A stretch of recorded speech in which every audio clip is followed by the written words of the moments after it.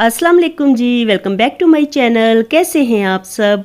मेरे चैनल में आप सबको खुशामदीद। तो आज मेरे किचन में बन रही है जी बहुत ही टेस्टी मज़ेदार स्वीट पोटैटो यानी शकरकंदी की खीर। ये खाने में इतनी ज़्यादा लजीज और मज़ेदार लगती है ना कि अगर आपने एक दफ़ा इस रेसिपी को ट्राई कर लिया तो खीर बनाने की सारी रेसिपीज़ को आप भूल जाएंगे और फिर हमेशा इसी रेसिपी को ट्राई करेंगे, क्योंकि ये खीर मज़ेदार लगने के साथ साथ बहुत जल्दी झटपट तैयार भी हो जाती है। तो आप इसे दावतों पे बनाइए या वैसे ही कभी आपका दिल चाह रहा हो कि खीर बनाई जाए, खीर खाई जाए, तो आप इस रेसिपी को ट्राई कर सकते हैं।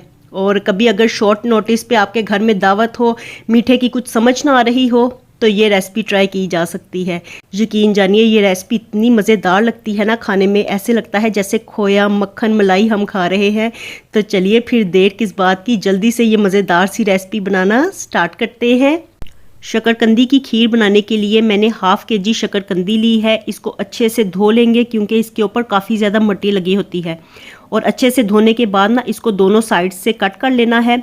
तो अगर ये साइज़ में बड़ी हो तो इसको दरमियान से कट कर लीजिए, इस तरह आपको पकड़ने में आसानी रहेगी। और अब इसको हमने पील कर लेना है।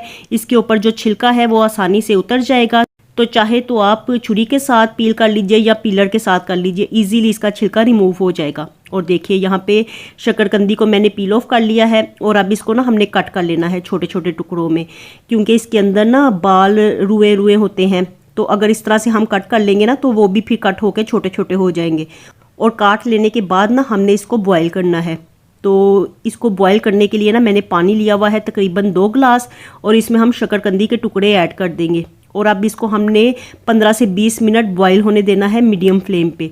तो पानी आप चाहे थोड़ा सा ज़्यादा ऐड कर लीजिए, क्योंकि इससे कोई फ़र्क नहीं पड़ता कि कितना आपने पानी ऐड किया है। हमने शकरकंदी को कम्प्लीटली बॉयल करना है, बिल्कुल इसे नरम सॉफ्ट कर लेना है। देखिए यहाँ पे ना ये कितनी ज़्यादा नरम हो गई है कि छुरी के साथ मैं इसको चेक कर रही हूँ तो इसी तरह से मैश हो रही है।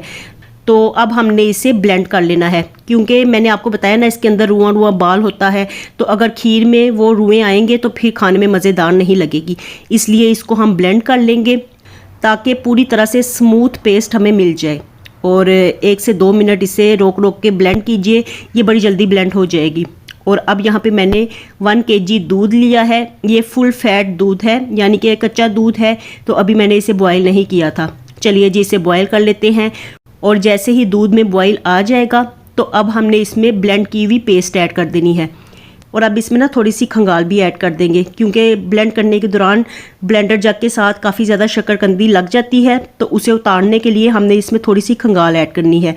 और एक दफ़ा अच्छे से मिक्स कर लीजिए। और ये खीर ना पैंदे के साथ चिपकती नहीं है, तो बस आप इसे ना लो फ्लेम पे रख दीजिए दरमियान दरमियान में आके। तो एक दफ़ा अच्छे से चम्मच लगा लीजिए और इसे पकने दीजिए। जितना ये लो फ्लेम पे पकेगी ना उतनी ही ये ज़्यादा लजीज और मज़ेदार बनेगी, और साथ में इसका कलर भी बहुत ज़्यादा प्यारा आ जाएगा। तो बस आपने करना ये है कि दरमियान दरमियान में आके जब आप चम्मच लगाएंगे ना तो इसके साइडों पे जो बलाई बन जाती है उसे उतार के वापस दूध में मिक्स करना है। उसके साथ ना खीर का टेक्सचर बड़ा मज़ेदार बनता है, तो गाढ़ी गाढ़ी भी खीर हो जाती है। तो चलिए जी यहाँ पे पकते पकते दूध आधा रह गया था और खीर भी गाढ़ी होना स्टार्ट हो गई है। तो अब इसमें हमने छोटी इलायची ऐड करनी है। तो 3 दाने छोटी इलायची के ऐड कर दीजिए। साथ ही इसमें हमने हाफ कप चीनी भी ऐड कर देनी है। तो चीनी आप अपने टेस्ट के मुताबिक ऐड कर सकते हैं। अगर आप मीठा ज़्यादा पसंद करते हैं तो ज़्यादा ऐड कर लीजिए, वरना 1 kg खीर बनाने के लिए ना हाफ कप चीनी काफ़ी रहती है। और अब इसे अच्छे से मिक्स कर लेंगे। चीनी ऐड करने के बाद ना खीर थोड़ी सी पतली हो जाती है, तो इसे मज़ीद हम पकने देंगे। तकरीबन 10 से 15 मिनट ना ये मीडियम टू लो फ्लेम पे मज़ीद पकेगी और खीर हमारी गाढ़ी हो जाएगी। तो लास्ट में हमने इसमें ड्राई फ्रूट्स ऐड करने हैं।